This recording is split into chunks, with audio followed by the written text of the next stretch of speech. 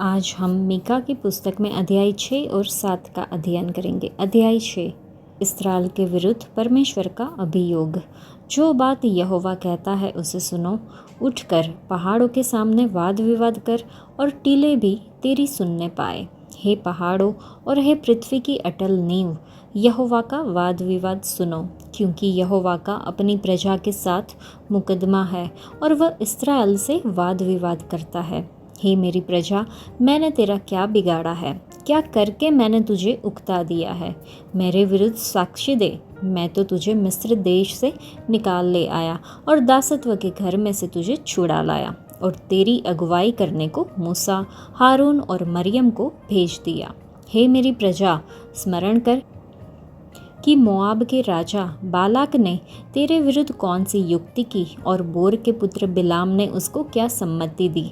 और शितिम से गिलगाल तक की बातों का स्मरण कर, जिससे तू यहोवा के धर्म के काम समझ सके। परमेश्वर क्या चाहता है? मैं क्या लेकर यहोवा के सम्मुख आऊँ और ऊपर रहने वाले परमेश्वर के सामने झुकूँ? क्या मैं होम बलि के लिए एक एक वर्ष के बछड़े लेकर उसके सम्मुख आऊँ? क्या यहोवा हजारों मेढ़ों से या तेल की लाखों नदियों से प्रसन्न होगा? क्या मैं अपने अपराध के प्रायश्चित में अपने पहलौठे को या अपने पाप के बदले में अपने जन्माए हुए किसी को दूँ?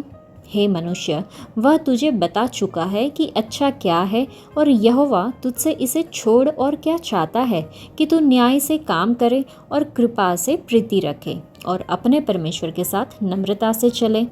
यहोवा इस नगर को पुकार रहा है और संपूर्ण ज्ञान तेरे नाम का भय मानना है। राज्य दंड की और जो उसे देने वाला है उसकी बात सुनो। क्या अब तक दुष्ट के घर में दुष्टता से पाया हुआ धन और छोटा एपा घृणित नहीं है? क्या मैं कपट का तराजू और घटबढ़ के बटखरों की थैली लेकर पवित्र ठहर सकता हूँ? यहाँ के धनवान लोग उपद्रव का काम देखा करते हैं और यहाँ के सब रहने वाले झूठ बोलते हैं और उनके मुंह से छल की बातें निकलती है। इस कारण मैं तुझे मारते मारते बहुत ही घायल करता हूँ और तेरे पापों के कारण तुझको उजाड़ डालता हूँ। तू खाएगा परंतु तृप्त न होगा, तेरा पेट जलता ही रहेगा और तू अपनी संपत्ति लेकर चलेगा परंतु न बचा सकेगा, और जो कुछ तू बचा भी ले उसको मैं तलवार चलाकर लुटवा दूंगा। तू बोएगा परंतु लवेगा नहीं, तू जैतून का तेल निकालेगा परंतु लगाने न पाएगा, और दाख रौंदेगा परंतु दाख मधु पीने न पाएगा, क्योंकि वे ओमरी की विधियों पर और अहाब के घराने के सब कामों पर चलते हैं और तुम उनकी युक्तियों के अनुसार चलते हो। इसलिए मैं तुझे उजाड़ दूंगा और इस नगर के रहने वालों पर ताली बजवाऊंगा और तुम मेरी प्रजा की नामधराई सहोगे। यह अध्याय पढ़ के हम समझ सकते हैं कि परमेश्वर अपने लोगों के विरुद्ध उनकी बेवफाई और न्याय की कमी के लिए मुकदमा पेश करते हैं। यह अध्याय इस बात पर जोर देता है कि परमेश्वर रीति रिवाजों से ज़्यादा न्याय, दया और विनम्रता चाहते हैं। परमेश्वर हमारे रीति रिवाजों के पालन से ज़्यादा हमारे कार्य और व्यवहारों को महत्व देते हैं। सच्ची आराधना इस बात में झलकती है कि हम दूसरों के साथ कैसा व्यवहार करते हैं। इस अध्याय में लिखा है कि हे मनुष्य, वह तुझे बता चुका है कि अच्छा क्या है। इस्राएलियों ने परमेश्वर के साथ अपना व्यक्तिगत संबंध खो देने के बाद भी बलि चढ़ाना जारी रखा। उन्हें लगा कि उनके चढ़ावे से परमेश्वर प्रसन्न होंगे, लेकिन परमेश्वर वास्तव में क्या इच्छा करते हैं, वह हमसे क्या चाहते हैं? सबसे पहले न्यायपूर्ण तरीके से कार्य करना। इसका मतलब है कि निष्पक्ष होना और दूसरों के साथ ईमानदारी और निष्ठा से पेश आना, खासकर उन लोगों के साथ जो कमज़ोर है। यह हिंसा, उत्पीड़न, छल और अन्याय के विपरीत है। और दूसरा, दया से प्रेम करना। इसका मतलब है कि केवल दया और क्षमा दिखाना ही नहीं, बल्कि उसमें आनंदित होना। जिस तरह हम परमेश्वर से दया प्राप्त करते हैं, उसी तरह हमें इसे दूसरों तक भी पहुंचाना चाहिए। बाइबल हमें परमेश्वर की दया का अनुकरण करने के लिए कहती है, जो बिना किसी शर्त के और करुणा में निरंतर है। ये कितना सुंदर है जब हमारा जीवन उसके दिव्य स्वभाव का एक छोटा सा हिस्सा भी दर्शाता हो तो। तीसरा, परमेश्वर के साथ विनम्रता से चलना। हम तभी यहोवा के सामने विनम्रता से चल सकते हैं जब हमारा उनके साथ सच्चा रिश्ता हो। सच्ची विनम्रता तब आती है जब हम महसूस करते हैं कि हमारा उद्धार केवल अनुग्रह से ही संभव है। हमारे पाप, विद्रोह और अवज्ञा के बावजूद परमेश्वर ने हमसे प्रेम किया और हमें अपने परिवार में शामिल करने को चुना है। उनकी कृपा का यह कितना अद्भुत प्रदर्शन है। प्रिय भाइयों और बहनों, चलिए हम इन 3 सिद्धांतों को थामे रहे, न्यायपूर्ण कार्य करें, दया से प्रेम करें और परमेश्वर के साथ विनम्रता से चले। ये वे चीज़ें हैं जो वास्तव में उन्हें प्रसन्न करती है। ये वे बलि या भेंट है जो परमेश्वर को प्रसन्न करते हैं। एक सुगंधित भेंट, उनके सामने एक पवित्र धूप। हमें बाहरी अनुष्ठान, प्रभावशाली संगीत या कोई भी ऐसे भाषण पर गर्व नहीं करना चाहिए, क्योंकि ये परमेश्वर के हृदय को प्रभावित नहीं करते। जो मायने रखता है वह एक ऐसा हृदय जो उनके सामने सही हो, जो प्रतिबिंबित करता है कि एक ऐसा जीवन जो उनके मार्गों का सम्मान करे। मीका बाइबल में छोटा भविष्यवक्ता कहा जाता है। उसके नाम का अर्थ है तुम्हारे जैसा परमेश्वर कौन है, और उसका नाम ही मीका की पुस्तक के लिए एक सार्थक विषय बन जाता है, क्योंकि वह अपनी भविष्यवाणी को संक्षेप में बताता है। ये अध्याय पढ़ के ऐसा लगता है जैसे कि इस्राएल के लोगों के पास परमेश्वर के विरुद्ध एक छिपी हुई शिकायत थी। उन्हें लगा कि उनके बलिदान और होम बलि परमेश्वर को प्रसन्न नहीं करते हैं। वह चाहते थे कि दूसरों पर भी वैसे ही कृपा दिखाए जैसी कृपा उन्हें परमेश्वर की ओर से मिली थी। उनसे यह उम्मीद की जाती थी कि वे परमेश्वर के सामने नम्रता से चले, ये जानते हुए कि वे केवल परमेश्वर द्वारा ही पोषित है।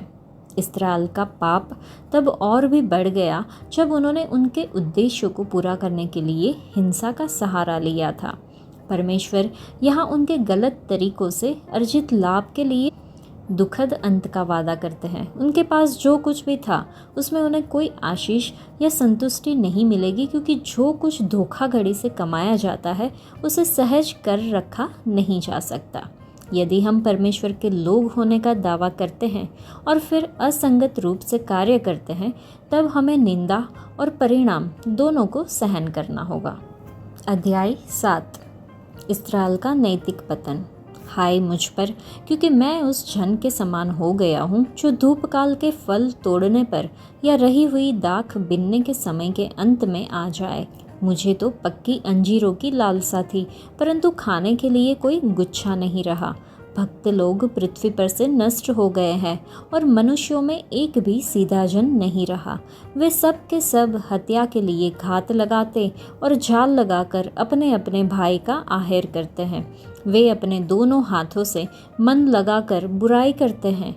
हाकिम घूस मांगता और न्यायी घूस लेने को तैयार रहता है, और रईस अपने मन की दुष्टता वर्णन करता है। इसी प्रकार से वे सब मिलकर चालसाजी करते हैं। उनमें से जो सबसे उत्तम है वह कटीली झाड़ी के समान दुखदाई है। जो सबसे सीधा है वह कांटे वाले बाड़े से भी बुरा है।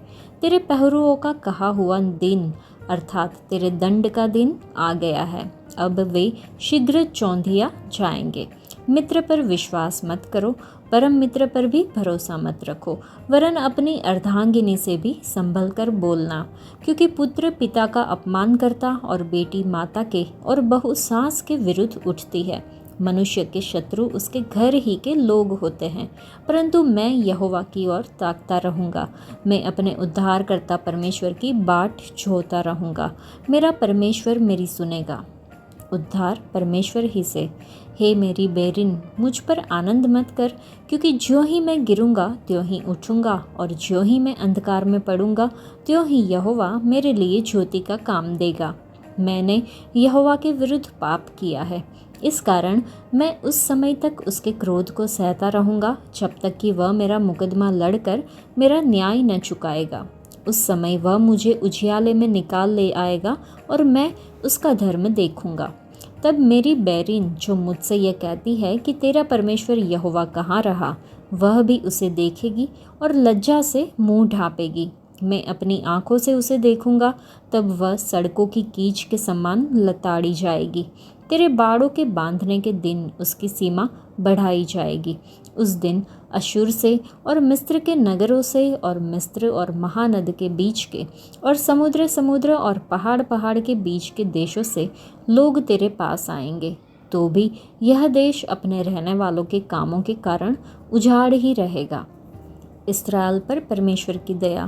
तू लाठी लिए हुए अपनी प्रजा की चरवाही कर, अर्थात अपने नीच भाग की भेड़ बकरियों की, जो करमेल के वन में अलग बैठती है। वे पूर्व काल के समान बाशान और गिलाद में चरा करें। जैसे कि मिस्र देश से तेरे निकल आने के दिनों में, वैसे ही अब मैं उसको अद्भुत काम दिखाऊंगा।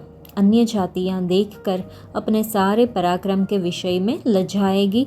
वे अपने मुंह को हाथ से छिपाएगी और उनके कान बहरे हो जाएंगे। वे सर्प के समान मिट्टी चाटेंगी और भूमि पर रेंगने वाले जंतुओं की भांति अपने बिलों में से कांपती हुई निकलेंगी।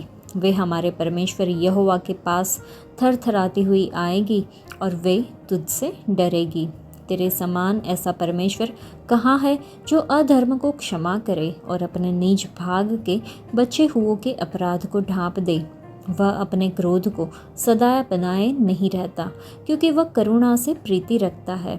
वह फिर हम पर दया करेगा और हमारे अधर्म के कामों को लताड़ डालेगा। तू उनके सब पापों को गहरे समुद्र में डाल देगा।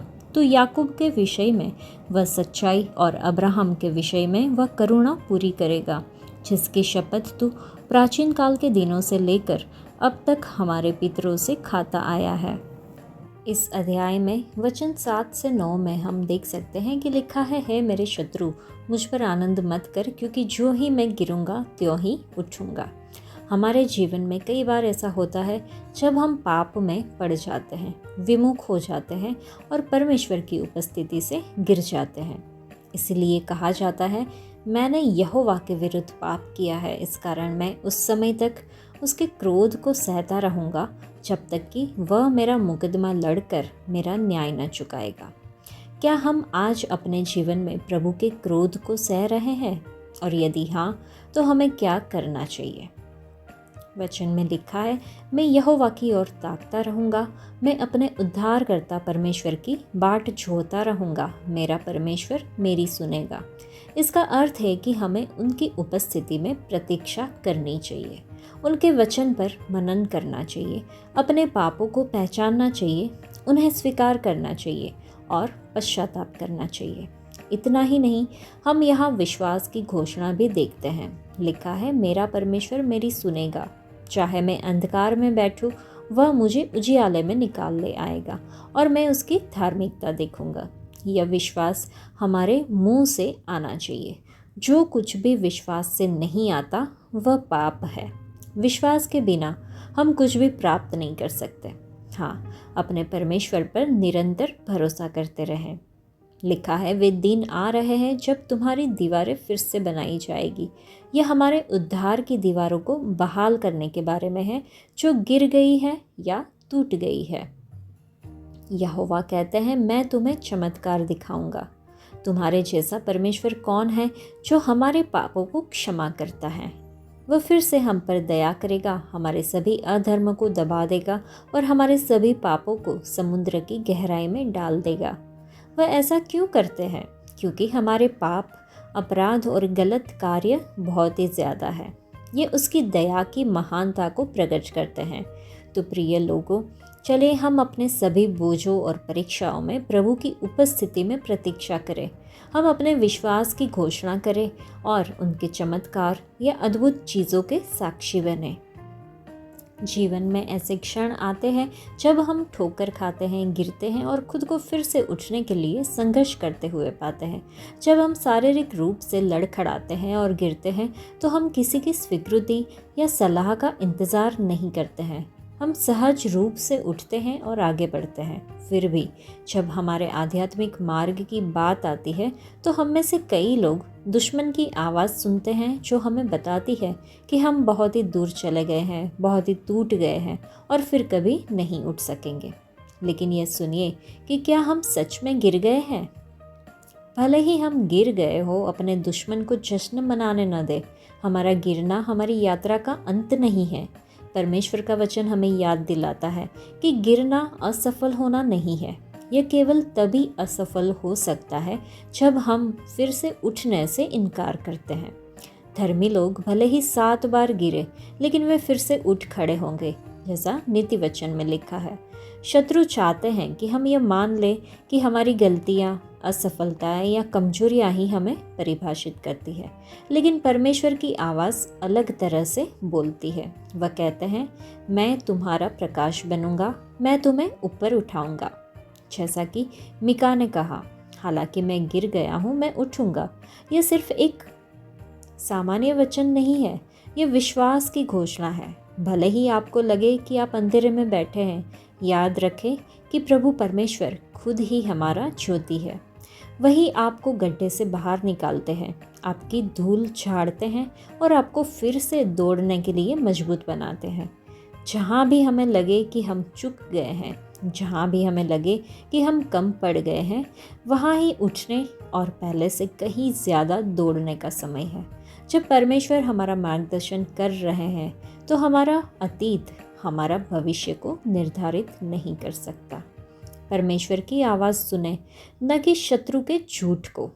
परमेश्वर की शक्ति हमें पुनर्स्थापित करने, नवीनीकृत करने और पुनर्जीवित करने के लिए पर्याप्त से भी अधिक है।